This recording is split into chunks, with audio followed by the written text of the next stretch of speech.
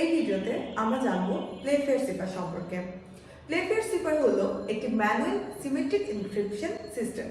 এটি সবথেকে জনপ্রিয় একটি সিমেট্রিক এনক্রিপশন সিস্টেমের মধ্যে পড়ে। এটি হলো প্রথম আক্ষরিক ডায়াগ্রাম প্রতিস্থাপন সিফার। এই পদ্ধতিতে একেবারে একাধিক অক্ষর দিয়ে এনক্রিপশন করা যায়। এছাড়াও দ্বিতীয় বিশ্বযুদ্ধে অস্ট্রেলিয়ানরা এবং প্রথম বিশ্বযুদ্ধ এবং বোর যুদ্ধে ব্রিটিশরা প্লেফেয়ার সিফার ব্যবহার করেছিল। চলেন আমরা একটা এক্সাম্পলের মাধ্যমে শিখে নিই কিভাবে প্লেফেয়ার সিফার কাজ করে। এখানে একটা প্লেন টেক্সট লাগবে। আমাদের সর্বপ্রথম প্লেন টেক্সটটি হচ্ছে হাইড দ্য গোট, আর আমাদের একটি কি প্রয়োজন হবে, যে কিটি এখানে দেওয়া থাকবে। প্রথমে আমাদেরকে শিখে নিতে হবে কিভাবে আমরা প্লেন টেক্সটকে মডিফাই করে নিব। প্লেন টেক্সটকে মডিফাই করার জন্য আমাদেরকে সর্বপ্রথমে যেটা করতে হবে, এর ভিতরে যে স্পেসগুলো আছে সেগুলোকে কাউন্ট থেকে বাদ দিতে হবে। মানে আমরা এর মাঝে যে স্পেসগুলো থাকবে সেগুলোকে আমরা কোনোভাবে কাউন্ট করব না। এখন আমরা এই প্লেন টেক্সটটিকে জোড়ায় জোড়ায় ভাগ করে দেব। জোড়ায় জোড়ায় ভাগ করতে গেলে প্রথমে আমরা এই জোড়াগুলো একটা একটা করে মিলিয়ে দিব। কিন্তু জোড়া মেলানোর সময় আমি দেখতে পাচ্ছি এই যে আমার সর্বশেষ যে অক্ষরটা আছে ডি, তার সঙ্গে কোনো জোড়া নেই। সেই জন্য আমরা এখানে একটা এক্স অ্যাড করে দিব এবং এক্স কে আমরা ডি এর জোড়া হিসেবে কাউন্ট করে দিব। এবার আমরা আসি একটা রুলের জন্য। এই রুলটা প্লেন টেক্সটের সঙ্গে সবসময় আমাদেরকে ফলো করতে হবে। সেটা হচ্ছে যখনই একই রকমের অক্ষর পাশাপাশি থাকবে তখন আমাদেরকে এটার সাথে একটা এক্স দিয়ে দিতে হবে। কিন্তু আমরা যদি দেখি, আমাদের যদি একটা প্লেন টেক্সট থাকে এ ডাবল পি এল ই অ্যাপল, এখানে পি পাশাপাশি দুটো পি আছে, কিন্তু আমরা এখানে এক্স দিয়ে দুটো পি কে আলাদা করব না।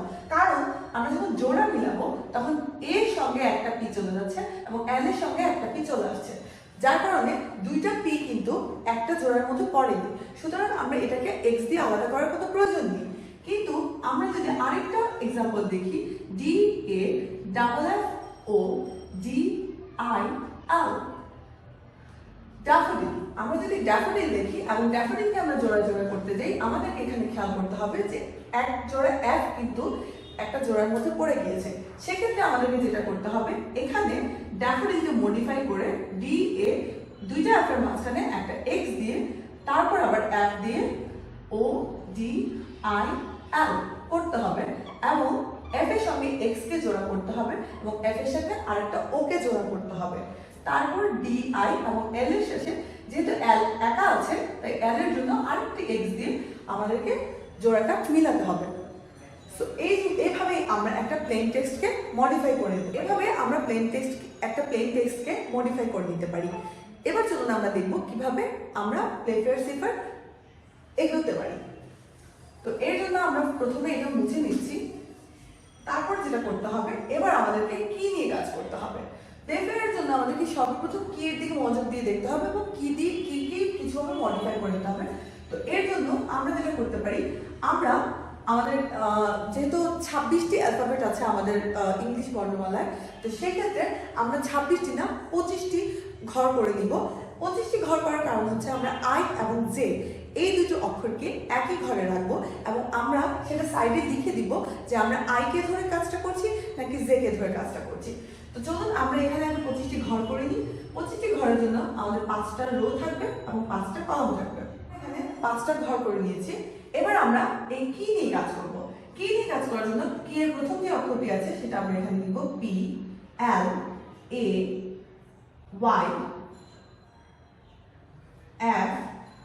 এখন আমরা দেখতে পাচ্ছি এই এ অক্ষরটি দ্বিতীয়বার চলে এসেছে, অথচ আমরা এই অক্ষরটি আগে একবার বসিয়ে দিয়েছি। তাই এই অক্ষরটি আমরা আর বসাবো না। যেহেতু এই অক্ষরটি আগে একবার বসানো হয়েছে সুতরাং আমরা এই অক্ষরটি আর বসাবো না। তারপর আছে আই আর ই এক্স, আবার আমরা এ দেখতে পাচ্ছি তাই আমরা এ বসাবো না।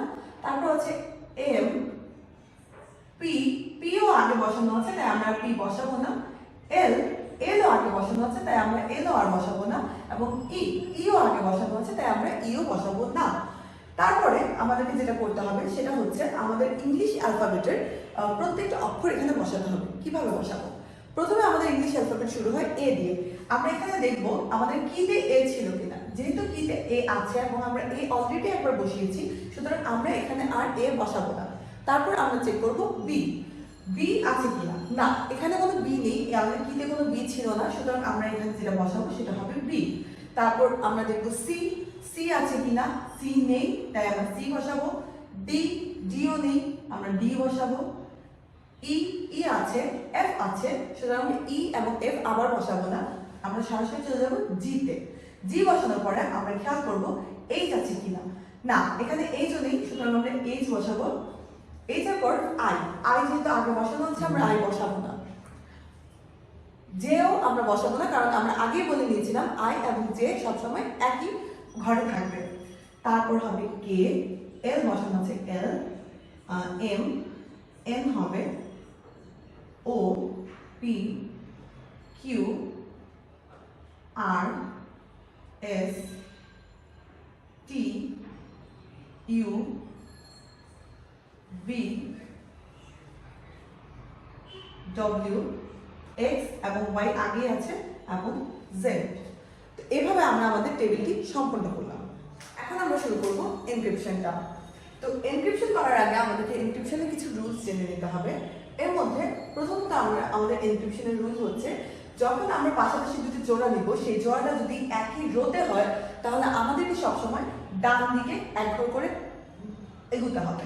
যেমন যদি এখানে ওয়াই এবং এফ আমাদের একটা জোড়া হয়, তাহলে আমাদেরকে এফ এর ডান পাশে যেহেতু কেউ নেই, সুতরাং আমাদেরকে ঘুরে এসে এফ এর এই পাশে যে আছে তাকে দিতে হবে, অর্থাৎ পি নিতে হবে। এফ এর বদলে আমাদেরকে পি লিখতে হবে, এবং ওয়াই এর ডান পাশে যেহেতু এফ আছে তাহলে ওয়াই এর বদলে আমাদেরকে এফ লিখতে হবে।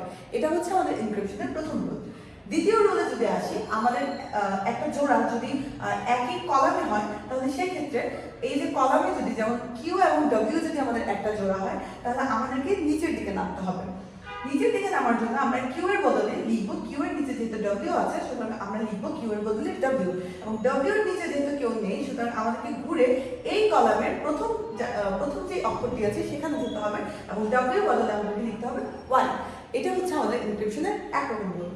এছাড়া আমাদের আরেকটা রুল আছে যে একটা অক্ষর যদি এক জায়গায় থাকে এবং আরেকটা অক্ষর যদি অন্য জায়গায় থাকে সেক্ষেত্রে আমরা কিভাবে বের করবো। যেমন এখানে যদি আর এবং জি দুইটা জোড়া হয় তাহলে আর এবং জি এর বদলে আমরা কি লিখবো ইনক্রিপ্ট করে। তো সেই ক্ষেত্রে আমাদের প্রথমে দেখতে হবে আর এর রোতে কোন কলামে জি আছে। আর এর এই রোতে এক্স এর কলামে জি আছে, সুতরাং আমরা আর এর বদলে লিখবো এক্স। এবং জি কে ইনক্রিপ্ট করার জন্য আমাদেরকে দেখতে হবে জি এর রোতে কোন কলামে আর আছে।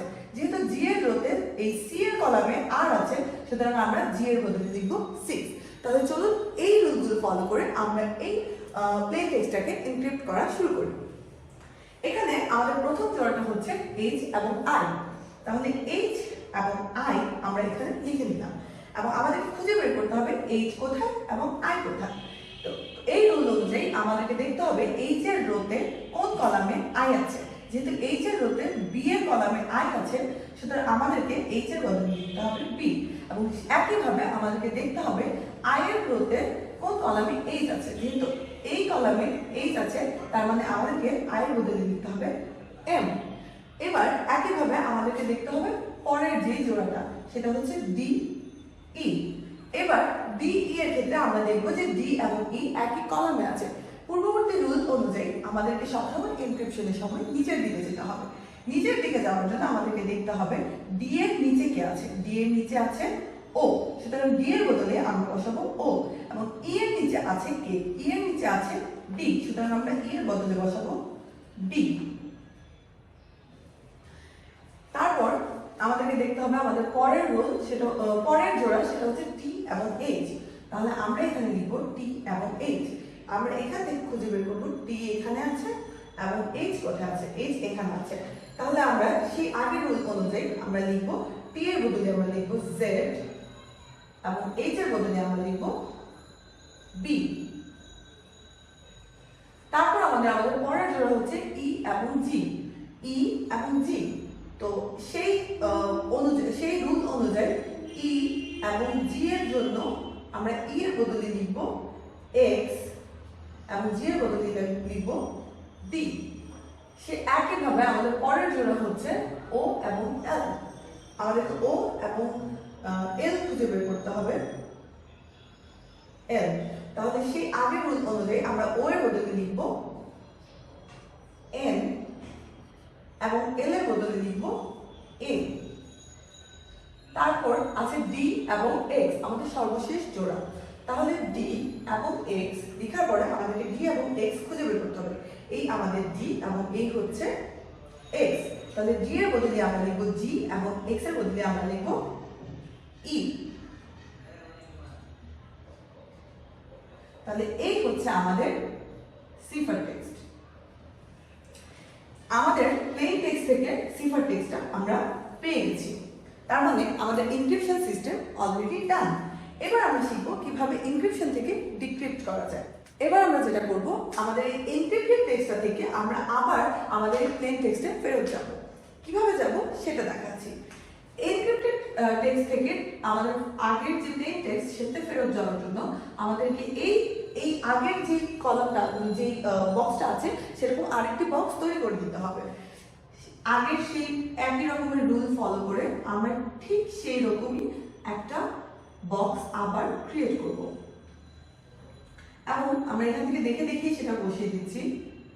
y f i r e x m b c d g h k n o q s t u v w z। ঠিক আগের রুলগুলো ফলো করে আমরা এই বক্সটাকেও নতুন করে ক্রিয়েট করে দিলাম। এবার আমাদেরকে যে কাজটা করতে হবে, আমাদের এই যে সিফার টেক্সটটা আছে সেখান থেকে আবারও আগের মতো জোড়ায় জোড়ায় সেই জিনিসগুলোকে ভাগ করে দিতে হবে। জোড়ায় জোড়ায় ভাগ করার পরে আমাদের এখানে সর্বপ্রথম জোড়াটা হচ্ছে বি এবং এম। তো আমরা তার আগে আমরা এই রুলসগুলো বলে দিই। ডিক্রিপশনের যে রুলসটা সেটা হচ্ছে যে এনক্রিপশনের সময় একই কলামে থাকলে আমরা আগে নিচের দিকে যে জিনিসটা ছিল সেটাকে করেছিলাম যখন আমরা এনক্রিপ্ট করেছিলাম, কিন্তু ডিক্রিপ্টের সময় আমরা যেটা করব সেটা হচ্ছে আমরা উপরের দিকে যে অক্ষরটা থাকবে সেটাকে নিব। যেমন অ্যাজ অ্যান এক্সাম্পল, যদি এক্স এবং ওয়াই আমার একটা জোড়া হয় তাহলে আমাকে এক্স এর জন্য এক্স এর উপরে যে আছে অর্থাৎ ওয়াই তাকে লিখতে হবে, এবং ওয়াই এর জন্য ওয়াই এর উপরে যেহেতু কেউ নেই সুতরাং আমাদেরকে সেই কলামের নিচে যে আছে মানে ডব্লিউ তাকে লিখতে হবে। অর্থাৎ আমি এক্স এর বদলে লিখবো ওয়াই এবং ওয়াই এর বদলে লিখবো ডব্লিউ। একইভাবে আগে যেরকম আমরা একই রোতে থাকলে ডান দিকে অগ্রসর হয়েছি, এক্ষেত্রে আমাদেরকে একই রোতে থাকলে বাঁ দিকে অগ্রসর হতে হবে। এর এক্সাম্পল হচ্ছে আমাদের একটা জোড়া যদি হয় বি এবং সি তাহলে সেক্ষেত্রে আপনাকে বাঁ দিকে আসতে হবে। অর্থাৎ সি এর জন্য সি এর বাঁ দিকে যে আছে বি তাকে লিখতে হবে এবং বি এর বাঁ দিকে যে আছে তাকে লিখতে হবে, কিন্তু বি এর বাঁ দিকে যেহেতু কেউ নেই সুতরাং আমাদেরকে ঘুরে এই রোতে যে আছে বি এর সর্বশেষে অর্থাৎ এইচ আমরা বি এর বদলে এইচ কে লিখব। এই হচ্ছে আমাদের এক নম্বর রুল। এবং কিন্তু আমাদের ওই যে একই আলাদা আলাদা রোতে এবং আলাদা আলাদা কলামে থাকলে যে রুলটা ছিল সেটা আমাদের এনক্রিপশনের রুলের মতোই সেম থাকবে। একটা জোড়া আলাদা আলাদা রো এবং কলামে থাকবে, অর্থাৎ একটা জোড়া যদি হয় আর এবং এইচ তখন আমাকে খুঁজতে হবে আর এর রোতে এইচ কোন কলামে আছে, অর্থাৎ আর এর রোতে এইচ আছে এম এর কলামে, সুতরাং আমরা আর এর বদলে লিখব এম, এবং এইচ এর রোতে আর এর কলামে কে আছে তাকে খুঁজতে হবে। এইচ এর রোতে আর এর কলামে আছে সি, অর্থাৎ আমি আর এইচ এর বদলে লিখব সি। অর্থাৎ আগে এনক্রিপশনের সময় আমরা এই রুলটা যেভাবে ফলো করেছিলাম এবারও ঠিক সেভাবেই হবে। তাহলে এবার আমরা চলুন এটাকে ডিক্রিপ্ট করা শুরু করি। তাহলে ডিক্রিপ্ট করার জন্য আমাদের প্রথম যে আমাদের জোড়াটা সেটা হচ্ছে বি এবং এম। তাহলে আমরা এখানে লিখব বি এবং এম। বি এবং এম লেখার পরে আমাকে খুঁজতে হবে বি কোথায় আছে এবং এম কোথায় আছে। তাহলে বি এর রোতে এম এর কোন কলামে আছে সেটা খুঁজবো, দেখবো আমরা পাবো বি এর বদলে এইচ এবং এম এর বদলে পাবো আই। আমাদের দ্বিতীয় জোড়া হচ্ছে ও এবং ডি। তাহলে আমাদেরকে খুঁজতে হবে ও এবং ডি। তাহলে ও এবং ডি তে ও এর বদলে আমরা যেহেতু উপরের দিকে যাবো সুতরাং ও এর বদলে লিখতে হবে ও এর উপরে আছে ডি এবং ডি এর উপরে আছে ই। তারপরে জোড়া আমাদের জেড এবং বি। জেড এবং বি, তাহলে জেড এবং বি কে আমাদের খুঁজে বের করতে হবে। এই হচ্ছে জেড, এই হচ্ছে বি।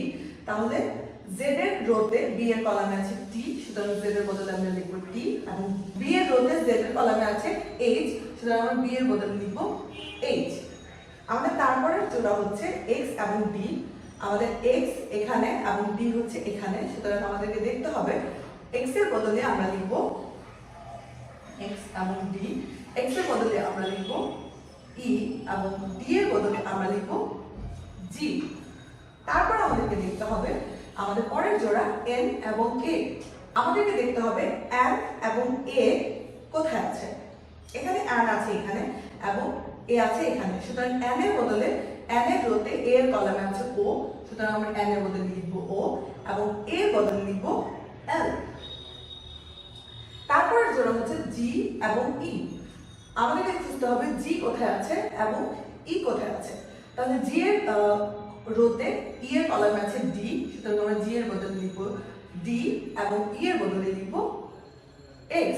তাহলে আমরা দেখতে পাচ্ছি যে আমাদের এই সিফার টেক্সটটা কিন্তু ডিক্রিপ্ট করা হয়ে গেছে এবং আমাদের ডিক্রিপ্টেড রেজাল্টটা এসেছে h i d e t h e g o l d x। এটাই আমাদের প্লেন টেক্সট, যা আমাদের আগের প্লেন টেক্সটের সাথে সম্পূর্ণভাবে মিলে যাচ্ছে। এভাবেই আমরা একটা প্লেফেয়ার সিফার থেকে প্লেফেয়ার সিফারের মাধ্যমে এভাবেই আমরা একটা প্লেন টেক্সটকে এনক্রিপ্টেড এবং ডিক্রিপ্টেড করতে পারি।